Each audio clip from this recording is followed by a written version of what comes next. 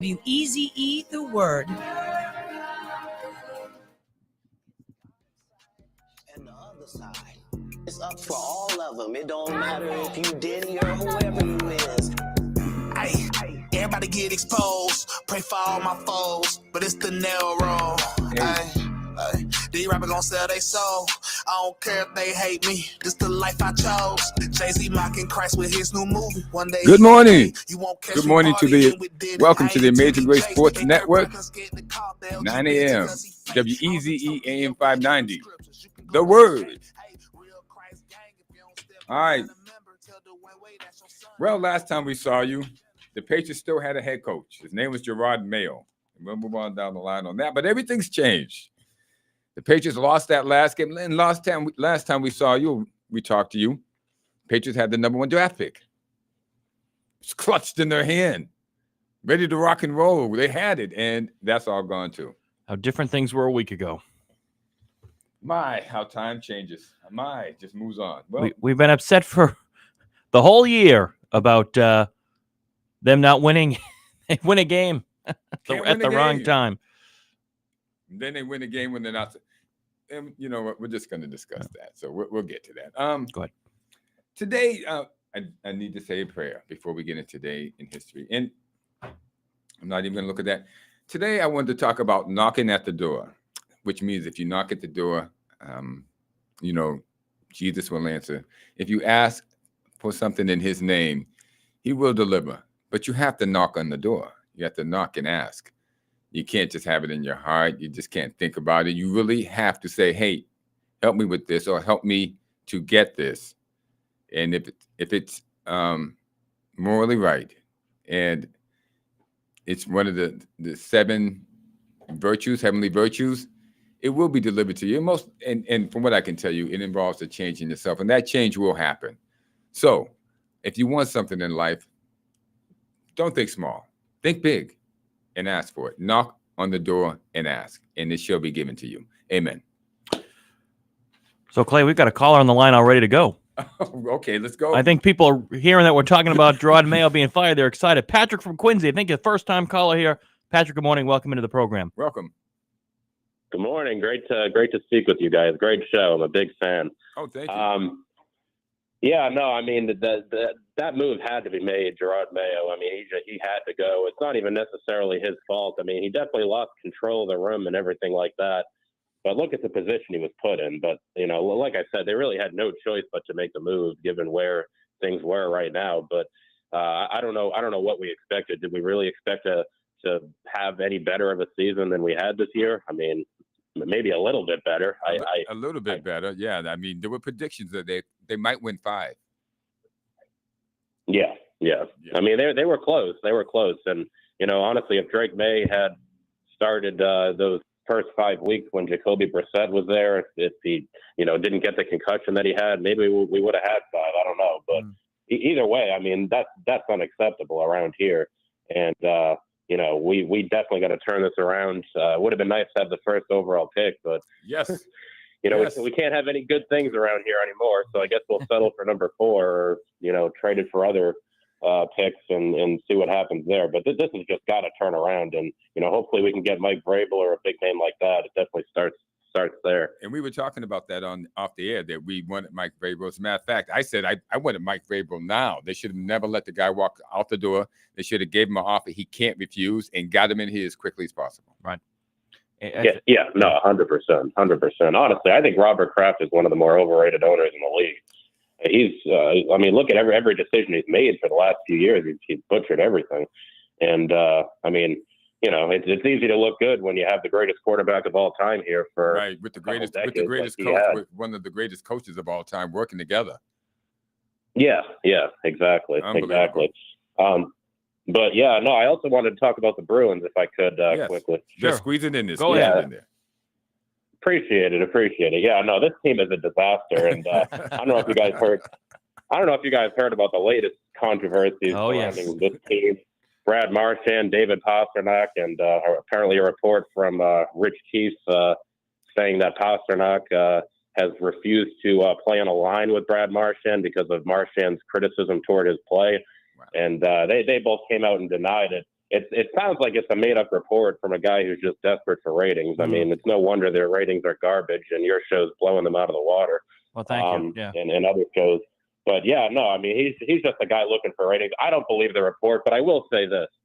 It would be nice if the Bruins were as angry or more angry about their current 5-game or 6-game, whatever the hell it is now, losing streak. It's going to be another game after this 6. It's got to be 7 after this afternoon for sure. No way to beat in Florida.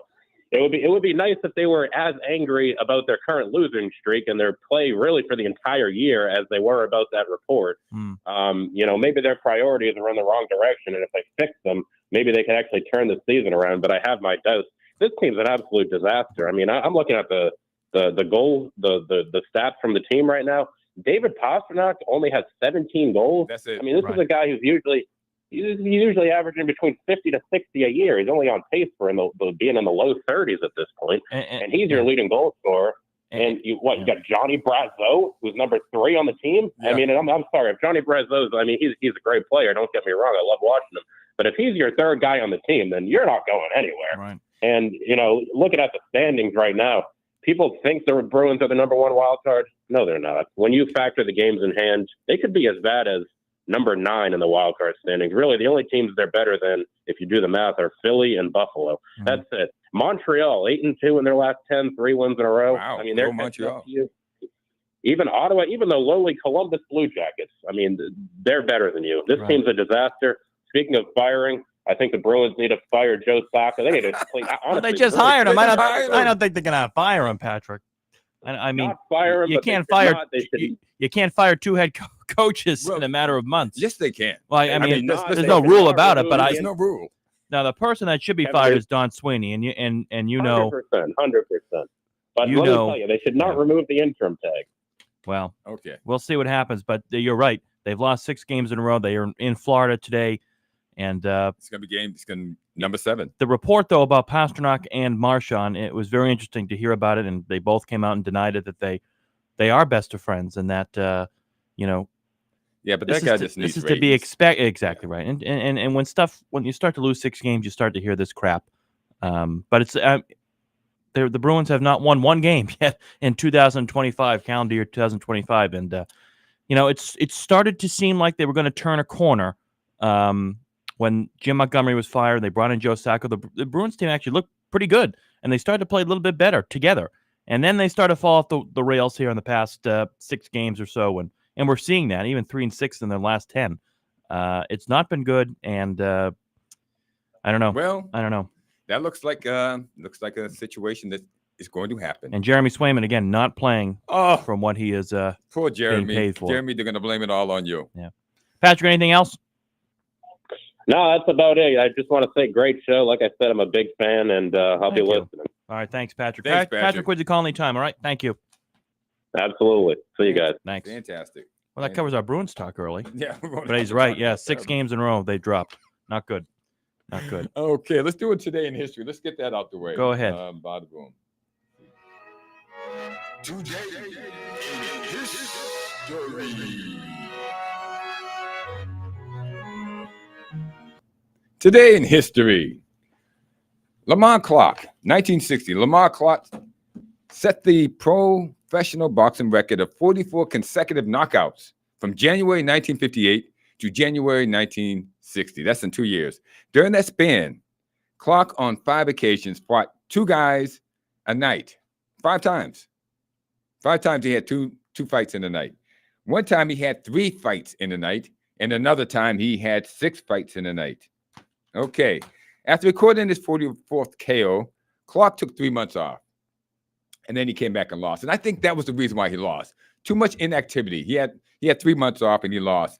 So my question is, who would Clark fight in 1961 and would be his last fight? 1970, we have the Super Bowl. So January 11th, 1970, the Super Bowl was played in Tulane Stadium between the Kansas City Chiefs and the Minnesota Vikings. Kansas City won 23-7. The MVP was Kansas City's quarterback, Len Dawson. I want to know who was the quarterback of the Minnesota Vikings. He ties into the Patriots. So you'll be happy to find that out. And last on the list, 2024. January 11th, 2024, Kraft, releases Bill Belichick. And 7 days later, hires Gerard Mayo. And we'll segue that into the next subject, but I think we have someone on the line. We do. The callers are hot this morning. Okay. Our good friend John is on the phone. John, you there? Good morning. John, what you got? Kevin and Clay, what's happening? I just hope a lot of you people out there sending up prayers to all the people in California with the wildfires. Right. There's already they've already lost. They said 30,000 buildings. Yeah, it's terrible what's going on out there. It's terrible. But I guess in the sports world, everyone's talking about Mayo getting fired. Yes. I think he was on his way out the door around Thanksgiving. I think Tom Curran asked him. They said, "What are you looking forward to Thanksgiving break, Gerard?" And he said, "I'm looking forward to spending time with my family." Which is the right answer, but Patriot fans want to hear the team win. Well, yeah, I guess he's going to spend a lot of time with his family now. So, I mean, John, if he ever gets another opportunity to coach a team, which I don't know he'll get, but maybe he will. He's got a long career ahead of him. He needs to go through some serious media training, because I said it on the air before, and Clay and I have talked about it. We've talked about it. The more and more he got in front of the cameras for these press conferences, he talked himself out of a job, throwing his players under the bus, throwing his coaches under the bus, not saying the right things, and clearly for years of being an understudy of Bill Belichick, clearly learned nothing from the Bill Belichick style of talking to reporters. Well, that's because Bill Belichick never let them speak. Right. Well, that's also true. But I know, John. Do you like? I'm sorry. Go ahead. Do you like Vrabel coming in, or who do you like to be the head coach? Chucky. I want Chucky. John Gruden. Oh yes. I would love that. How about those press conferences? Oh, I would love that. Definitely bring John Gruden here. Did you see Ohio State lay a whooping on the Texas Longhorns last night? I did watch that game. You know what's so ironic? The national championship college football game is the same day Donald Trump gets inaugurated. Well, there we go. Woo! Victory. Martin Luther King Day. Is it Martin Luther King Day? Yeah. Oh yeah, there's a holiday. I forgot about that. Fantastic. So everybody will be watching. But I'll tell you something. I know you probably got a lot of Notre Dame listeners and supporters in the area, but they are going to lay a beating on the Irish. They'll win by 31 points. You think so? Well, we're going to have to save that conversation. We have that conversation later on, but that's the consensus. Their favorite 9.5 to start, John. They're favored by. I told everybody there. I sent out text, Clay and Kev, unload on Ohio State today because the line's going to go to 12. Yeah. Wow. Everyone. Get it now, right? Get it now. And Notre Dame has like the worst kicking game in the country. They have a good guy now, but in the last 2 years, they had the worst kicking game in the country. Special teams could be a big thing. Well, their kicker Jeter had a big kick to get them to where they are now, but you're right. They did have, and it was announced that they did have a poor kicking game early on in the year. So you're taking Notre. You're obviously you're taking Notre Dame, right? Right, John? I'm betting the ranch on. I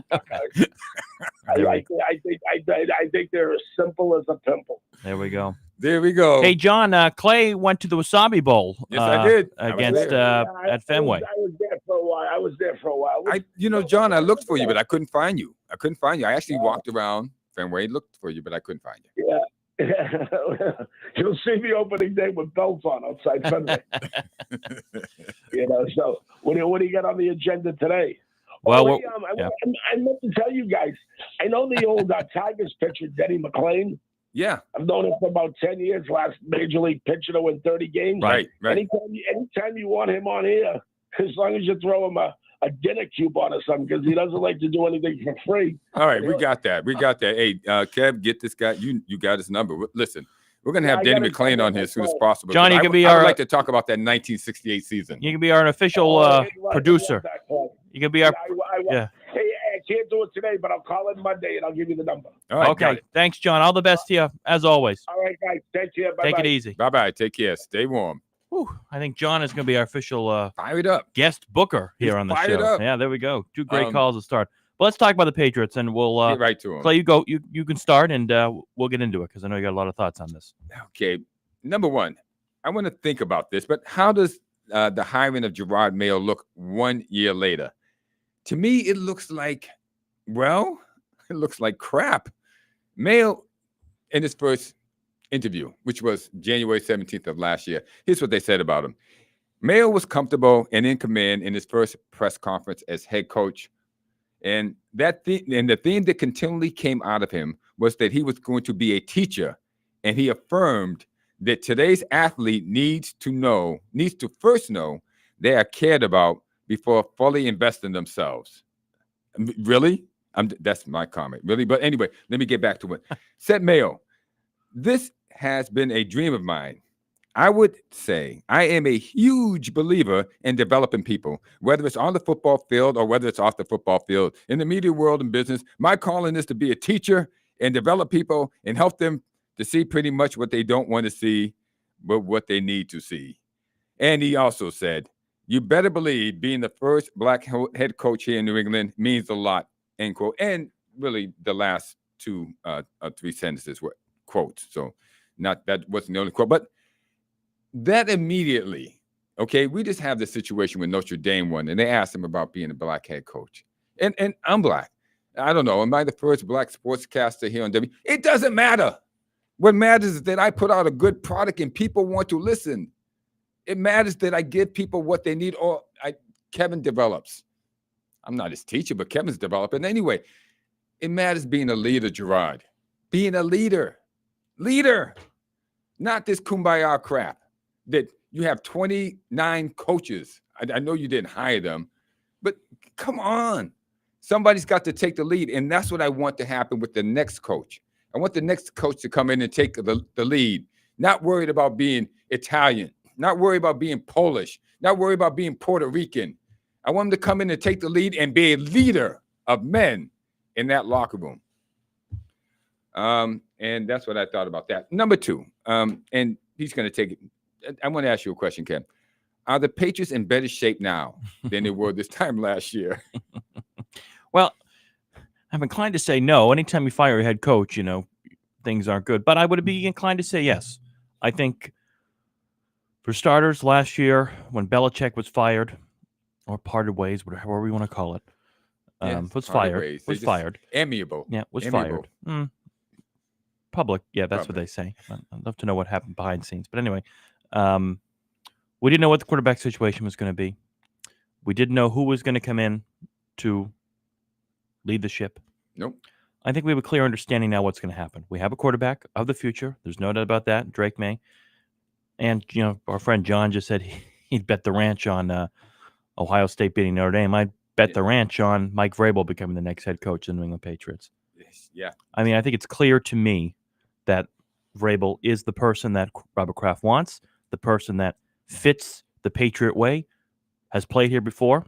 Now, so did Mayo, but, Yeah, no, we really can't throw that out as a prerequisite. But here's a guy that has head coaching experience, obviously with the Tennessee Titans, and it ended poorly with Tennessee, but he was a good head coach with Tennessee and brought them to an AFC Championship game when a lot of people didn't expect them to go there. Had as Ryan Tannehill as his quarterback, and with Derrick Henry. He went there with Ryan Tannehill of all people. So correct, anything's possible. So and this is a guy that, as I said before, it just fits. It makes too much sense for him. This makes too much sense. They got to get it done. And I just can't see. I mean, you have, they have interviewed coaches already. I know they're interviewing Ben Johnson. They did a Zoom. They interviewed a few other coaches throughout the league. I don't think they interviewed Pete Carroll, who of course coached the Patriots many years ago. I don't think they're going to interview him. And the Lions defensive coordinator Aaron Glenn denied a chance to interview with the Patriots. Really? Clearly seeing the writing was on the wall, I think. Really? And he's a guy that should get a head coach position. Him and his counterpart Ben Johnson, the offensive coordinator, as we just mentioned, of the Lions. I think they're still green. We'll see. How long has Glenn been in the league? How long has he been coaching the defense for the Detroit Lions? Well, a little bit. And I mean, look at the results that have been produced in the field, Clay. I mean, well, this year and last year. I mean, this is a team that also went to the NFC Championship game. Odyssey. It's been tremendous, and of course, he's been in the league for a little bit now as a defensive coordinator for about 3 years for the Lions and defensive back coach for the Saints for years. So a really good defensive guy. And I think he could end up maybe with the New York Jets. But anyway, The Jets definitely as a need former someone, Jets player. But that being said, I think we are in a better position right now, currently, than we were at this time last year. Okay. And that's my opinion. But you're right in the fact that we need someone to come in to lead men. And I think Vrabel's the one to do it. I just can't see anybody else out there that is being rumored to take over as head coach coming in and doing that as well as Vrabel would be able to do. He knows the landscape. He's been here. He knows the people here. And I think they should get it done today so they can start getting his people in as soon as possible. We're going to take a quick commercial break, and then we'll be back with the third part of our, the state of the Patriots. Our third part of that's going to be a third question to that. So let's cue us up. Let's get this thing Go ahead. done.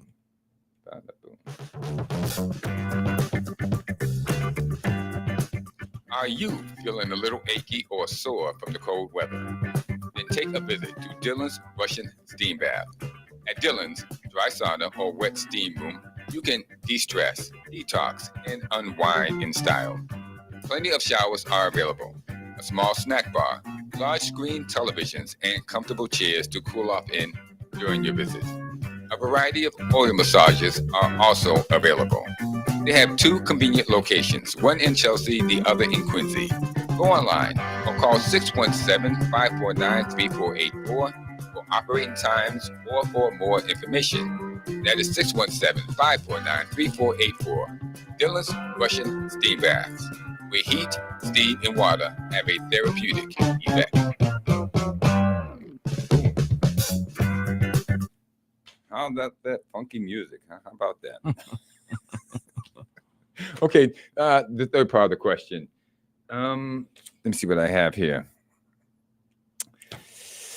Who do I think is the biggest factor behind the Patriots' disastrous season? Is it Mayo, Kraft, or Wolf? And it's Kraft. And I'm going to tell you why. Wow. Bobby Kraft has taken his foot off the pedal. I agree with John. I don't know if he's overrated. I'm going to agree with him that he has not. Yeah, Patrick said that. First call. Patrick. Yeah. I don't know if he's going to be if he's overrated, but he has not done some of the things he should have done. Okay, instead of running the team, for some reason, Kraft was out on a campaign. Okay, a fool's errand, I'm going to call it, to whip up support against Trump with his Timeout Against Hate campaign, which was implying that support for Trump was rooted in hate. While his franchise was crashing and burning, that's my point. That's it. I think that's what I have to say. Instead of him going out there and making a case for what his franchise needed, he was out on the campaign trail for some reason. Thanks. And nobody was paying him for it. He's just doing it on his own. I think Kraft was the reason. He took his foot off the pedal. He didn't pay attention to his team. I don't know who sent him on that errand, but he's a self-made man. He doesn't need to go out there and do anything for anybody. He needs to worry about his franchise, his team.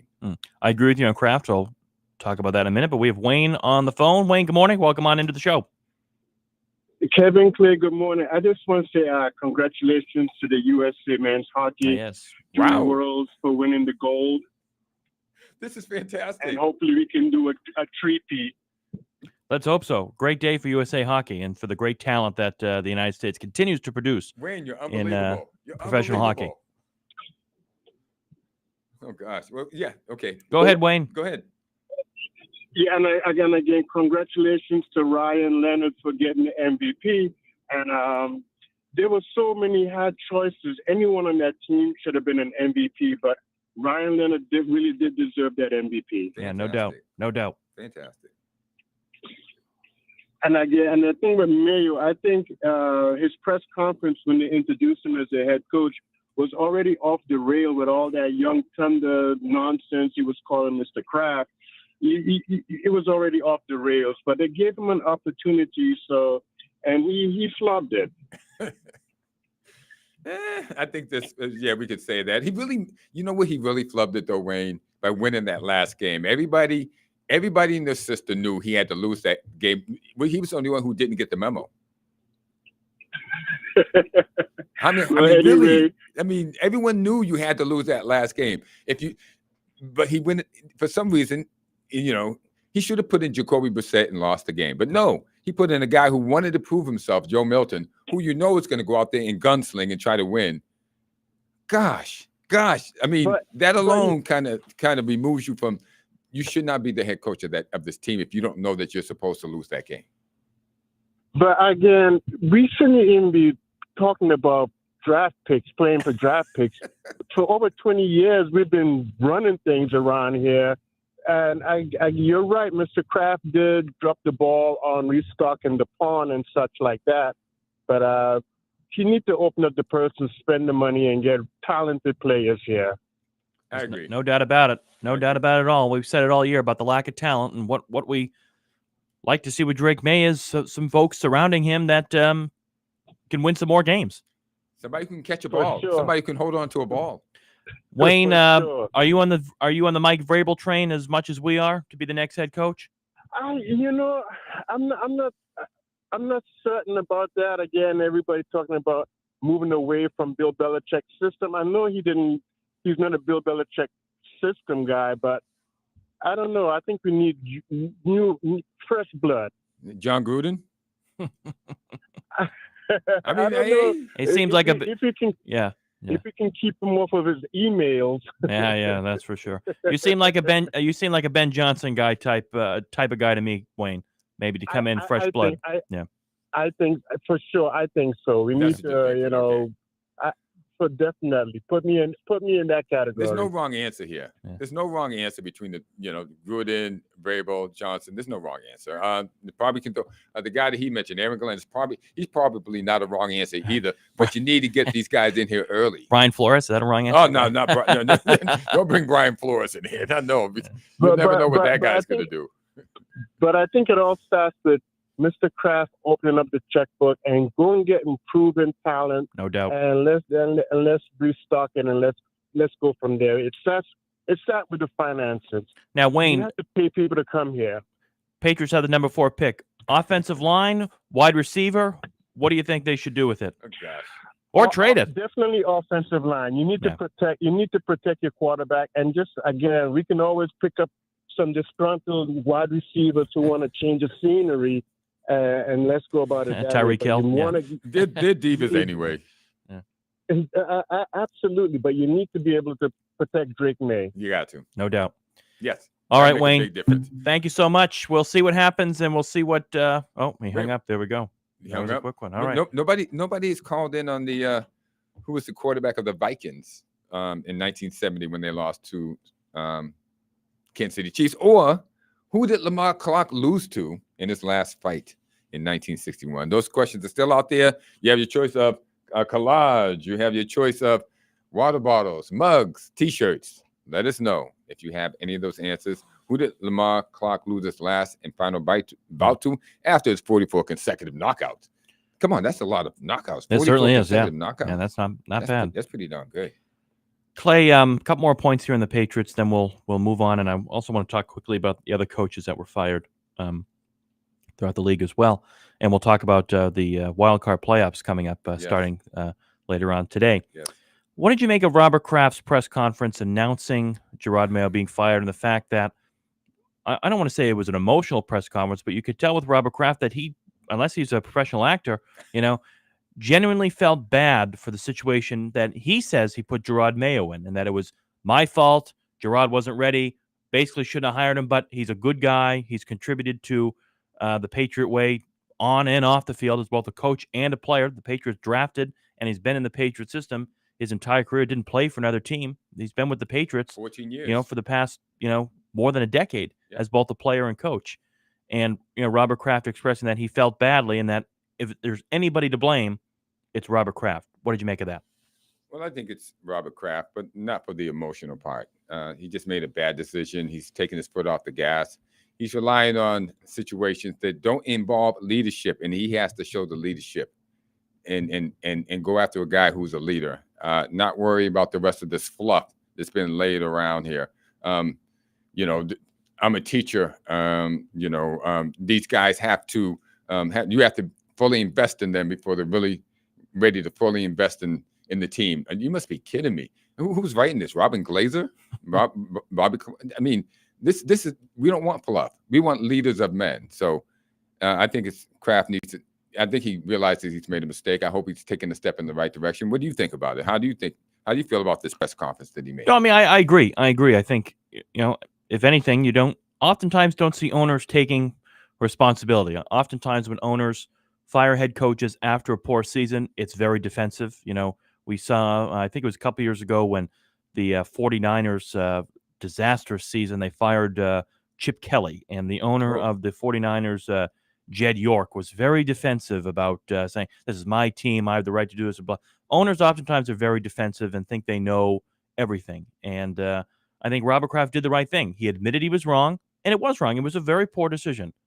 Now, of course, if Gerard had a strong year, we'd be singing his praise. This is the greatest decision ever. Young talent, look at what he was able to do. And some coaches are able to do that. Some coaches who don't have much experience, they come in first year and are able to do that. Now, again, the team has to have existing talent, and the Patriots did not have any existing talent. But right, yeah. I don't know. Mike Tomlin came in on that type of wave. Oh, yeah, exactly. No doubt. He had a team with Ben Roethlisberger and everybody in place already. So when you have that, it's kind of easy to walk into a situation and make it work because the team is basically running itself. This team was a dismal 4-13 last year, so it was going to be a 4-13 year. Maybe a little bit better, maybe a little bit worse, but it was not going to be much more than that. Yeah. Let's talk to our old friend Kelly and Lynn, who's on the phone. Kelly, good morning. Kelly. Hey, good morning. Yeah, I missed you guys last couple of weeks. Oh, man. When this news dropped, it sounds like you've been on the road. You've been on the road traveling or something. Yeah. Usually that's how my mornings are spent on the weekends. But can you hear me okay? We can hear you loud and clear, Kelly. Oh, yeah. Oh, man, when this news dropped, I couldn't wait. I wanted to call you guys the minute it dropped. Yeah. Man, oh, man. But on the Gerard Mayo firing, from the beginning, he just didn't seem like a good fit to me. Our friend Marlon called this, Kelly. He actually called this. Yep. And I spoke to him earlier this week. We were talking about at least the thing with the Patriots. The good thing about the Patriots' future is, like, at least we have one. Right. I mean, right. You could, and going back to Mayo, it's just I've seen him make mistakes during the games, coaching a couple of blunders, press conference, calling his team soft. Yeah. And most importantly, if you can't go into a game and game plan a loss against another coach who was also trying to lose. Game planning a loss. Yeah, I mean, what's that say? Because they were playing Buffalo, who's in their division. Right. They weren't trying to get the Patriots the game to give them the first draft pick. They were playing it. They were fighting hard to lose, and Mayo didn't seem to realize that. He didn't seem to realize they were actually trying to lose. This was just like you come out a mouse and you see cheese on a trap. Oh wow, cheese! Let me take it. Boom. He went for it. He went for it at 100 miles an hour, and he came off smiling at the end of the game, saying, "We won." Yeah. Oh. But I have to agree. But I do have to agree with Wayne. We've still got the fourth. You're going to find more value in a lineman at 4 than like a receiver. Receiver's going to be dime a dozen. Well, Will Campbell from LSU, he's the one, the great offensive lineman out there that I think the Patriots could do well with. Kelly, we're polling our listeners here on head coaches, and it seems to be Clay and I are on the Mike Vrabel train. We just had Wayne who was wanting someone like a Ben Johnson type. Where do you stand on the next head coach? I'm 100% on that Vrabel train. All right. 100%. Welcome aboard. He's the perfect fit. And my hat's off to Bob Kraft getting ahead of that, taking full responsibility. Yeah, he did. Also pointing out the fact he put Gerard Mayo in a position to fail. Where Gerard Mayo couldn't even bring a staff. It was just him. Yeah. So the staff was chosen for him. That's not. I don't know how that works, but I mean, obviously, it doesn't work very well. Yeah, I like to work for Kraft so I can be fired in such a good, graceful manner. Yeah, he made it look so good. I mean, yeah, they would feel sorry for you. They would say, Kelly, he really did you wrong. Yeah. So it was an emotional pick. He was upfront about it. It was an emotional pick. They went away to some country or something and bonded with him. Yeah, over in Israel. They went to Israel and bonded. Yeah, so hey, at least he was truth about it. He was very transparent about it. And he's going to pay him. He's going to pay him off for the next 3 years. But thanks for that mug. I want to tell you. Oh, great. My collection is getting up there. How's it look? You like it? The Amazing Grace Sports Network mug. Oh yeah. Pretty soon I'm gonna have all kinds of Amazing Grace garb at my house. So. Keep calling. I got to ask you a question though. Yep. Who did Lamar Clark lose to in this last and final bout in 1961? An up-and-coming heavyweight, rising to the top. You got me on that one. I'm just gonna let it lay. There might be somebody who calls in and has it. He's very well known. He might be the most well-known heavyweight boxer there ever was. Is he still alive? Excuse me? He's still alive, is he? No. No. Is there another question? This happened in 1960. Is there another question out there? No. Yeah, there's another question. Who was the quarterback who lost? He was the quarterback of the Vikings when they played the Kansas City Chiefs, and he lost. But he becomes the quarterback of the New England Patriots the very next year. 1970. Ooh. Was this the Super Bowl loss against Kansas City? Yes, he lost in the Super Bowl. Before they got Patrick Mahomes, this was the only Super Bowl in 50 years in 1970. Well, it wasn't that scrambling quarterback. It wasn't Tarkenton. No, it wasn't Tarkenton. He comes a little bit later after that. This guy ran a lot too, but not very fast. Yeah, was it? I know it begins with a K. Oh, you're right. Keep going. For some reason, I'm thinking of Cup. It comes to my head no, it's not Cup. Cap. There he is. There we go. Yep, Joe Cap. Yep. The scrambling Mexican, he called himself. Yeah, exactly. Oh, it means I got another mug coming my way. You got another mug. Open up a Amazing Grace Sports Museum in your home, Kelly. No kidding. Yeah, send me that mug if you want to throw some extra stuff in it. I'd be grateful for that too. So. I'll see what I can get you. I'll send some things out to you. All right, thanks, Kelly. Good. All right, talk to you. Talk to you, guy. All right. Okay. Anything else, Clay, in the Patriots, or I think we got to cut to a little. We'll do a little commercial, and then we'll come back and talk about the rest of the NFL. Yeah.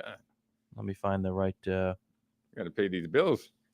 Well, we have our good friend Dylan's, and of course, we have our good friends at Oyama Investments as well. And right.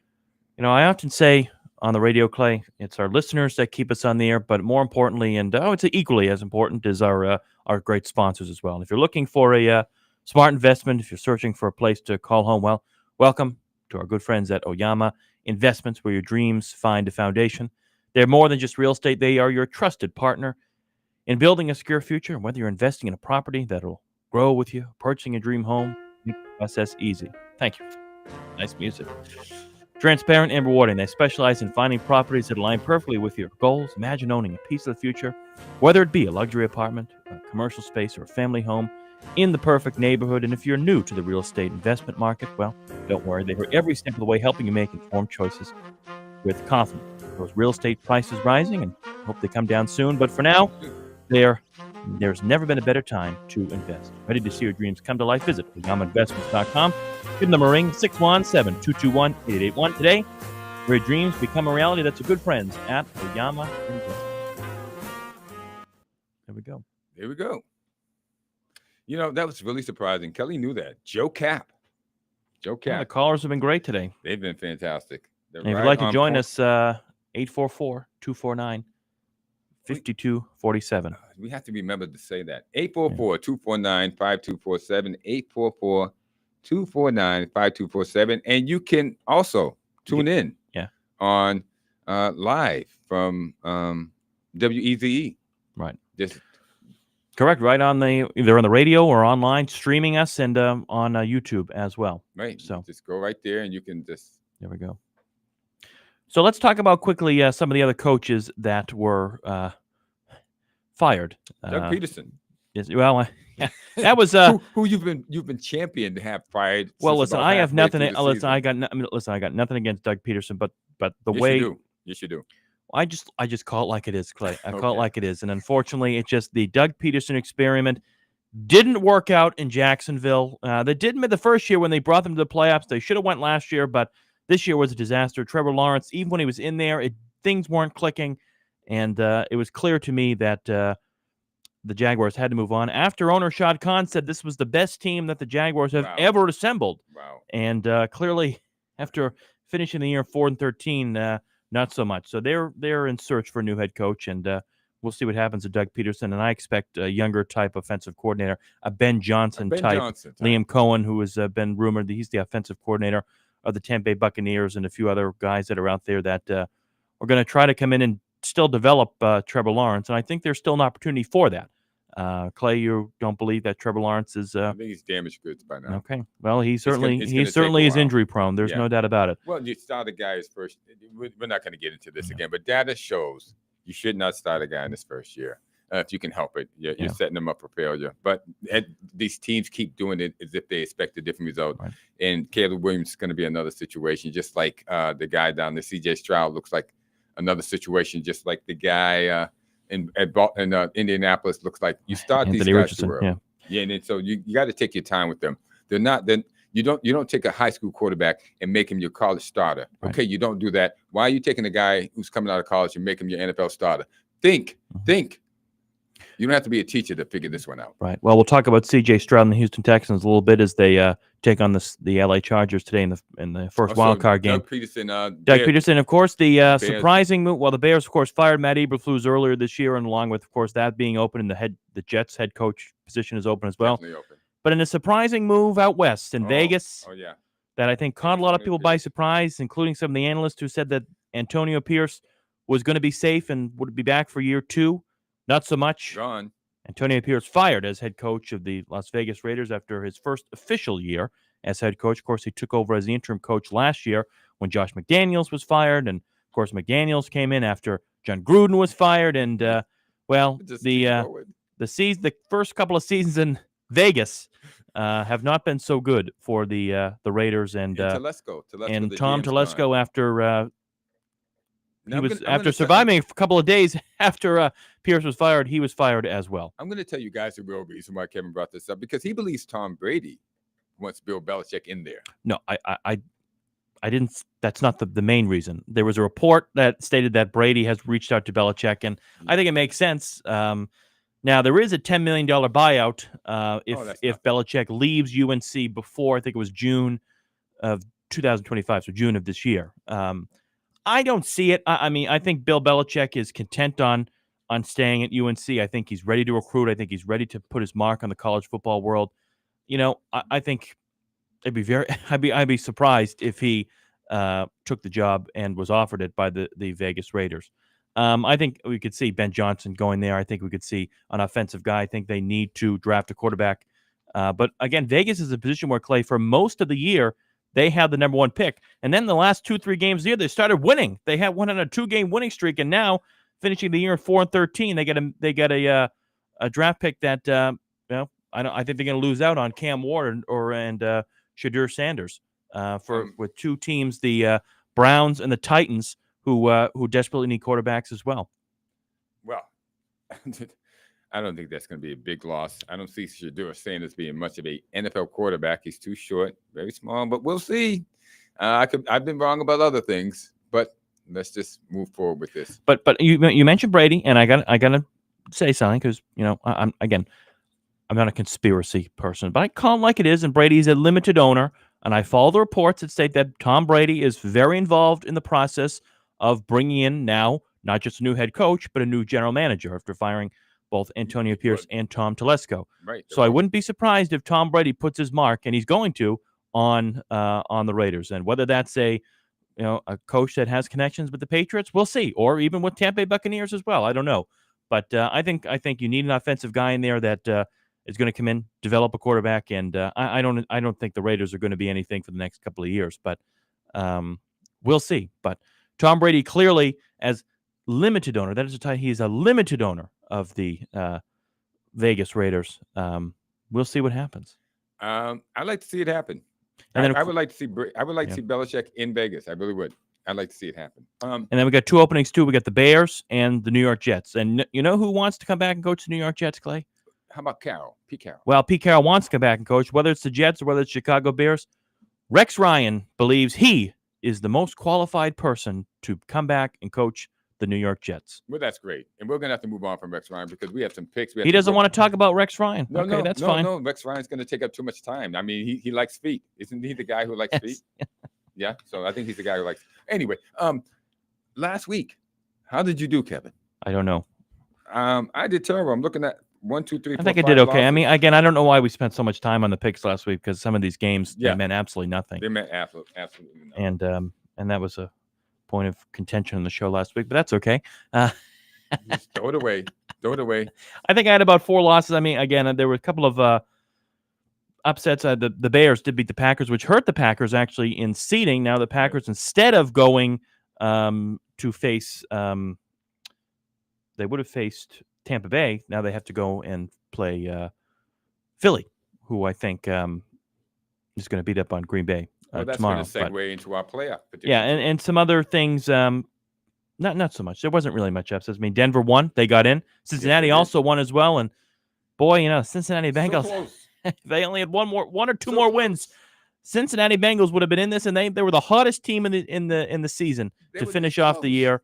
And it's too bad because in my mind, Joe Burrow is the NFL MVP, but he's not going to win the NFL MVP. He is the NFL's MVP. The numbers he put up are better than any other quarterbacks in the NFL. So, and we had the Lions too, clinching the number 1 seed, beating up on the Vikings, skunking them in a huge win, and the Jets beating the Dolphins in what could have been Aaron Rodgers' last game as well. Well, he'll be missed. Well, we'll see. Will he be missed? I don't know. Will he be missed? It's just a dig. All right, let's talk about the wild card. We have the Los Angeles Chargers going to Houston. Los Angeles is favored by 3. So I'm going with Los Angeles. I'm going with the Chargers. Yeah, I'll take the Chargers as well in this game. Some analysts and folks have likened this game for the Chargers to be a bye week game, and I think Houston's going to come out and give them a game. I will say though they have not been strong for most of the year. No, they haven't. And I've They've said been here, in flux. The guys lost control of the team. Yeah, I've said here in the program before is that Houston is lucky they are in the worst division in the NFL, and then of course the AFC South. But if they were in any other division, they would not have any team that gets to face both the Jaguars and the Titans and a banged up Colts team twice a year. In my mind, is very lucky, and that's what the Texans were, and that's why they are in the position they are today and get to host a home game. But I expect Justin Herbert to continue what he does. And listen, the Chargers have been sneaky good all year. There've been some times where, with some close games, they haven't been able to finish out. But I think it all starts today. It's a totally different season. The season starts today, Clay. A new season today in the playoffs. And I think Jim Harbaugh will travel into Houston and take care of the Houston Texans with Justin Herbert. And by the way, Jim Harbaugh, the last time he was in NRG Stadium in Houston, Clay? What happened? The last time? Well, they won national championship with Michigan last year. So there we go. Okay, what do we got for the next one here? We have an AFC North matchup in the wild card round. Pittsburgh Steelers, who for most of the year, had control of the AFC North, and not anymore. Not anymore. Traveling to Baltimore in a huge 8:00 game. Take on Jim Harbaugh in the race. John Harbaugh. Is it John? John. Jim is LA. Jim is LA. Okay, so we got John. I know who you're going to take in this game. I'll take Baltimore. I'm taking Baltimore. But, I love Russell Wilson. No, I don't. I'm going to be honest. I don't like Russell Wilson. I think he is. I think he's out there. I don't think you can trust the guy any further than you can toss a horseshoe 100 yards. No, this guy is crazy, and I think they made a big mistake by bringing him in. He was never going to be a team player, and I think he has destroyed the team, and nobody wants to admit it. So definitely taking Baltimore on that. The next game, and I have a feeling that Kevin's going to take Baltimore also. He's on the phone right now. The next game we have Denver going into Buffalo. Yes, the Broncos clinching the playoffs ahead to Buffalo. I'm going to take Buffalo at home with Josh Allen. We have a caller on the line now. Owen calling in for the great state of Connecticut. Owen, good morning. Welcome into the show. Give it to us. Hello. Good morning. Good morning.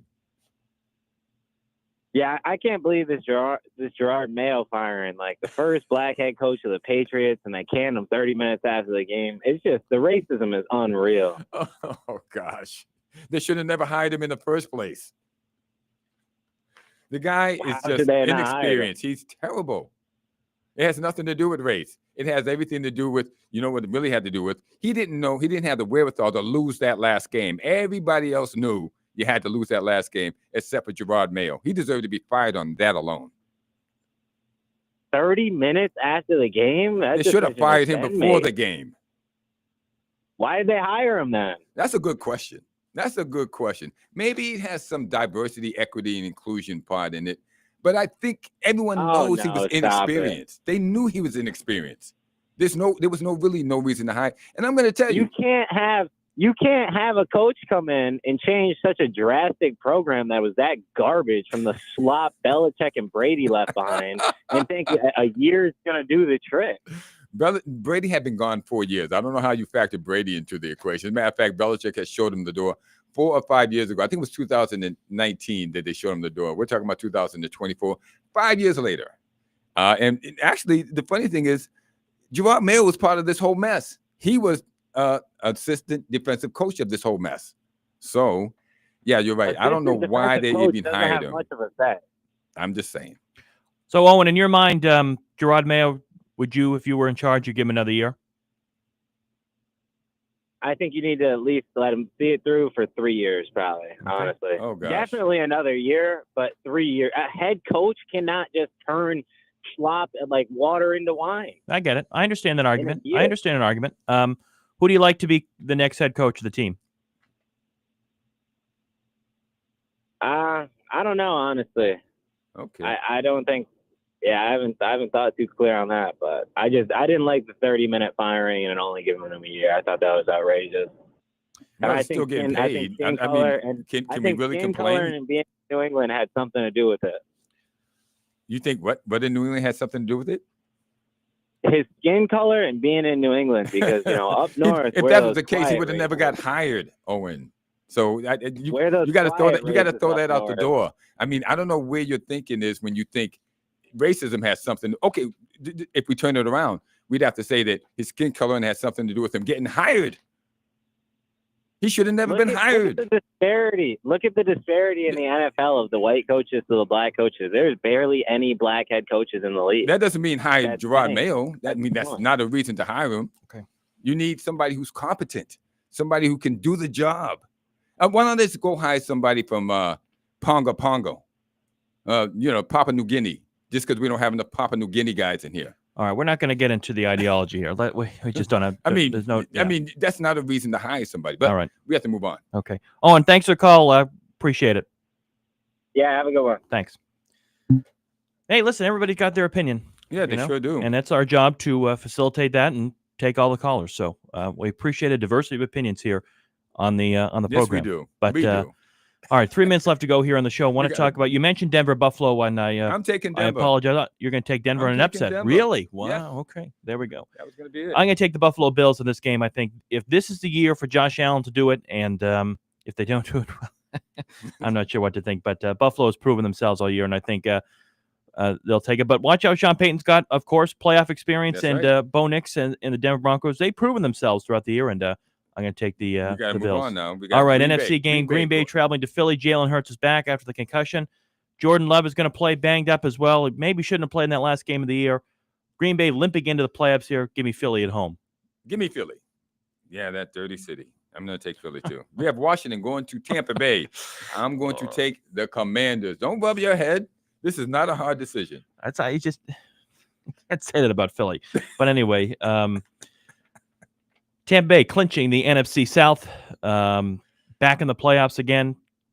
Give me the Commanders on the road and upset as well. I think Jaden Daniels and the Washington Commanders proven themselves, and I like the Commanders. But I think Baker Mayfield, too, a tremendous year for the Tampa Bay Buccaneers. And this is going to be a really great Sunday night game tomorrow night. But give me the Washington. Give me the team that nobody expected for them to be here.